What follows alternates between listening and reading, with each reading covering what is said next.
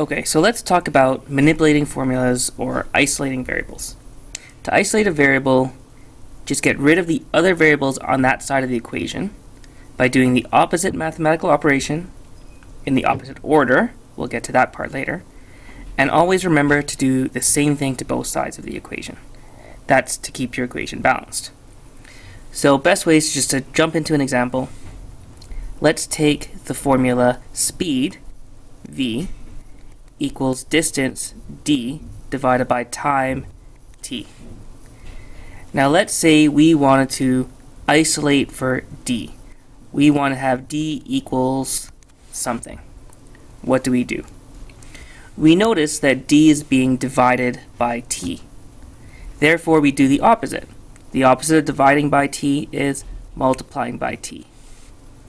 And because we multiplied by t on one side of the equation, we need to multiply by t on the other side of the equation.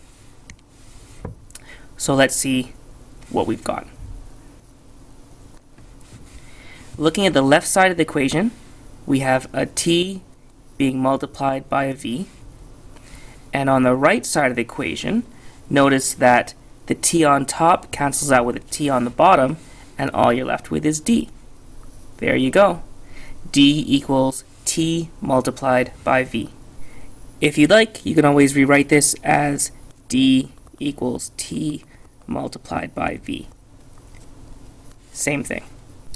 Okay, let's try another example. Ek equals 1/2 times m times v squared.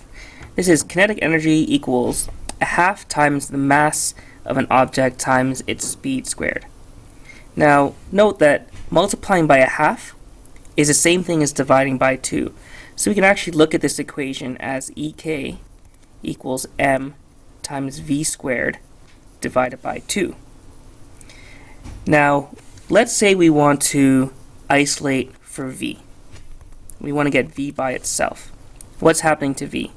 It's being multiplied by m. It's being divided by 2. And it's being raised to the power of 2. Now, when you do equations and fill in numbers and try to evaluate an equation, you follow this rule BEDMAS, right?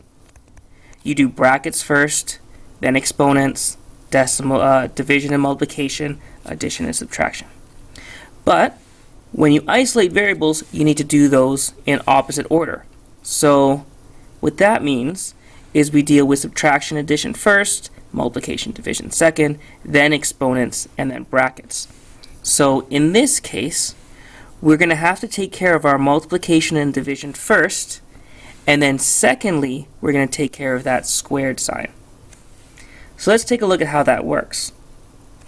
We said that v was being multiplied by m and divided by 2, so we should do the opposite, which is let us divide by m and multiply by 2. And we have to do that on both sides. So on the left side, you also multiply by 2 and divide by m. Okay, let's see what that leaves us with. On the left side of the equation, you have a 2 multiplied by e, k, and then divided by m. On the right hand side, the 2 on top cancels with the 2 on the bottom, m on top cancels with m on the bottom, and you're left with v squared. Now you can take care of your v squared. Well, what's the opposite of squaring something? It's square rooting something. So we'll square root the right side, and then we have to do the same thing, which is square root the left. And let's see where we end up. On the left side, we'll have the square root of 2 multiplied by ek divided by m. And on the right side, the square root of v squared is just v. And that is your final answer. V equals the square root of 2ek divided by m. Okay, so final example. Let's take em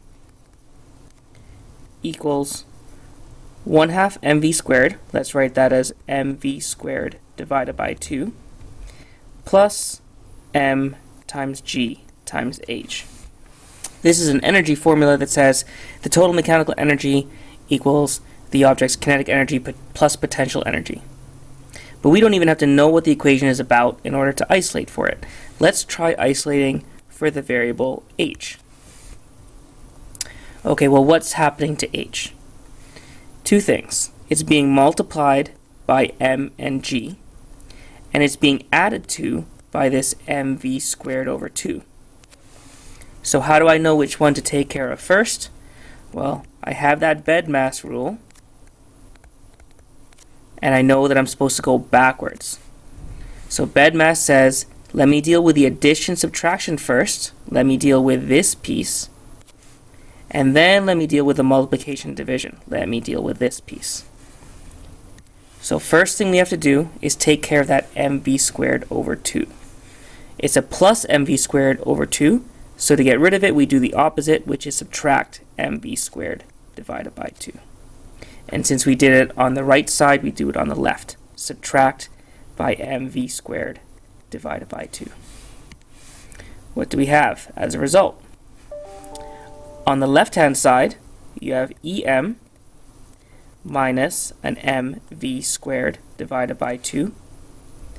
And on the right-hand side, notice that mv squared over 2 minus mv squared over 2, that's just 0. So it cancels out, and you're left with m times g times h. Okay, now you need to take care of the multiplied by mg. How do you do that?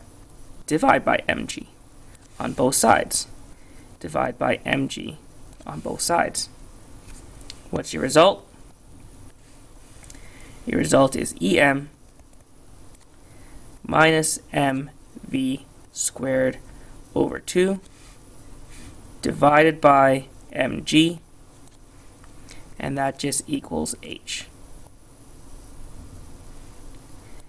And while we could clean up the left side of the equation, we can simplify that.